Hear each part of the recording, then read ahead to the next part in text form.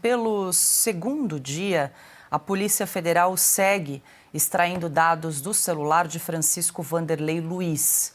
O aparelho do homem, que se matou na Praça dos Três Poderes na noite da última quarta-feira, foi encontrado num estacionamento nas proximidades do STF e da Câmara. A extração das informações por meio de um software busca verificar se ele mantinha relações políticas tanto em Brasília quanto em Santa Catarina, seu estado natal. Outros bens de Francisco que foram apreendidos também estão sendo periciados.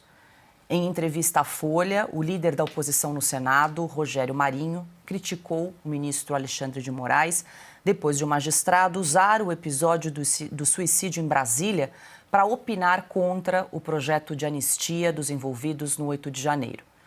O senador reafirmou sua articulação pelo projeto de perdão e enfatizou seu desacordo com as declarações de Moraes sobre a vinculação do caso a um suposto gabinete do ódio durante a gestão Bolsonaro. O ministro toma uma decisão antes de se debruçar sobre o caso. Pergunto onde está sua imparcialidade, fecha aspas. Marinho defendeu a tramitação no Congresso do projeto que anistia os envolvidos no 8 de janeiro. Aspas novamente para o senador. Mais do que nunca, se está na hora de pacificar o país, de se distensionar o processo. E a solução política está dentro do Congresso Nacional, com a anistia. Fecha aspas para o senador Rogério Marinho.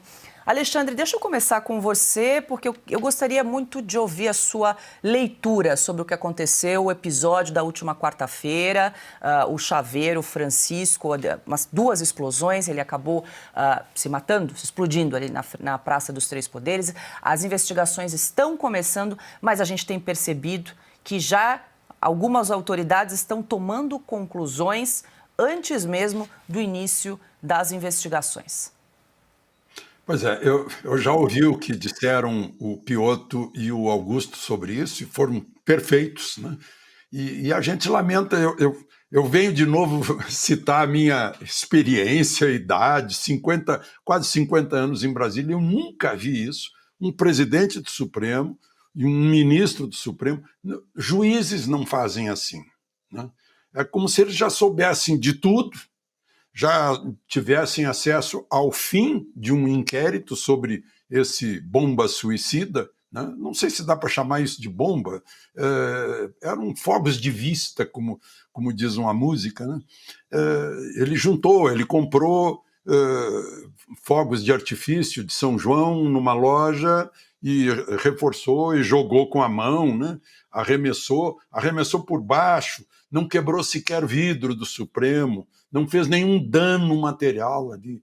O dano material foi no porta-mala do carro dele, né? E é mentira que o carro estava no estacionamento da Câmara. O carro estava no estacionamento onde param os turistas que vão caminhar na Praça dos Três Poderes, né?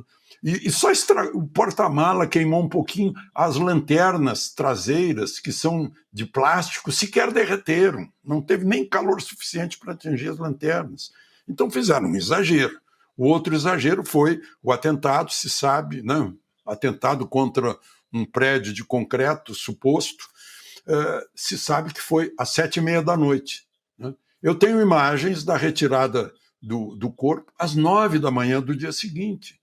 Por que ficou exposto a noite toda, inclusive sob chuva? Ficou exposto a noite toda, né? Qualquer pessoa que estivesse morta ali seria retirada em seguida, mas ficou exposto, parece que é necessário mostrar, né? E aí ministros do Supremo, supostamente juízes, eu quando ouvi aquilo, eu disse, meu Deus, juiz de Supremo tem que ser juiz de carreira, porque é a natureza dele a imparcialidade do juiz. Já a natureza do advogado é defender uma causa, né? E a pessoa não se libera da sua natureza sendo advogado a vida toda e depois vai para o Supremo.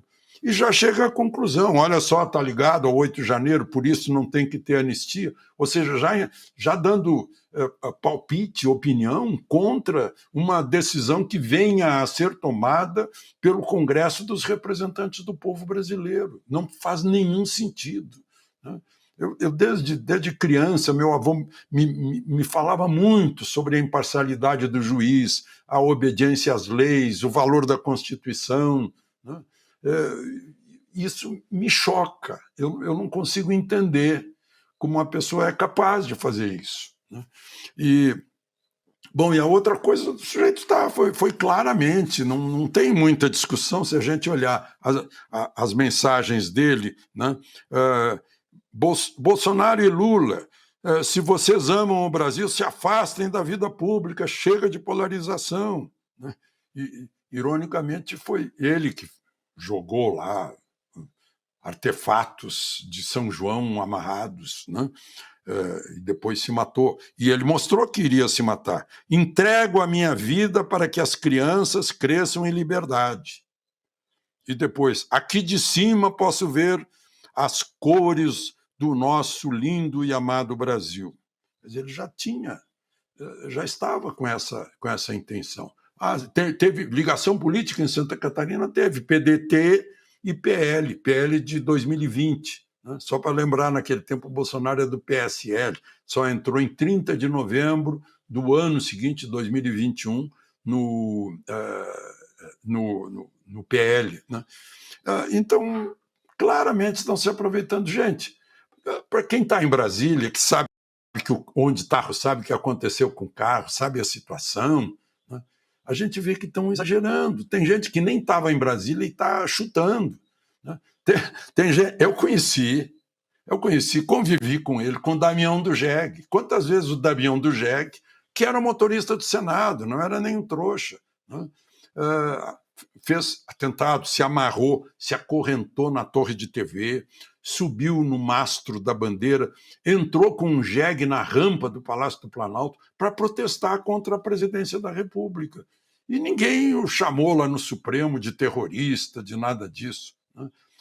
Eu lembro de quando entrou um ônibus, por isso construíram esse fosso em torno do palácio. Não tinha fosso, o ônibus entrou, acabou ficando entalado no térreo, porque o ônibus era alto e o pé direito do térreo era menor, né? Não tinha a clearance suficiente para entrar lá, né, o espaço. E ficou entalado lá. Eu gostei muito que saiu uma frase do Ronan Soares, que o Augusto Nunes conhece, diz assim: este é o inconsciente coletivo. Foi definitivo. E teve o voo 375, se não me engano, da VASP, em que um maluco sequestrou o avião e queria que o avião fosse jogado contra o Palácio do Planalto, cheio de passageiro, né? Em atentado ao presidente Sarney, né? Acabou que ele posou lá em Goiânia e aí atacaram o terrorista, né? Aí foi claramente o sequestrador que queria jogar um avião. Mas, enfim, o poder tem essas coisas, vem os sujeitos mais ou menos malucos e fazem essas demonstrações. Ele provavelmente, pelas mensagens, ele queria ir embora, queria desaparecer, mas não queria desaparecer em vão. Tinha que ser na Praça dos Três Poderes, né, para fazer o que fez. Já está cheio de teoria aí, muita gente diz que ele recebeu um tiro antes e tal, não sei. Levaram um corpo para o IML. Né? Eu não vi ainda nenhum laudo do IML. Eu acho que um laudo desse deve ser público, né? Porque é do interesse nacional. Foi num conjunto em que envolve os três poderes que estão a serviço do povo brasileiro.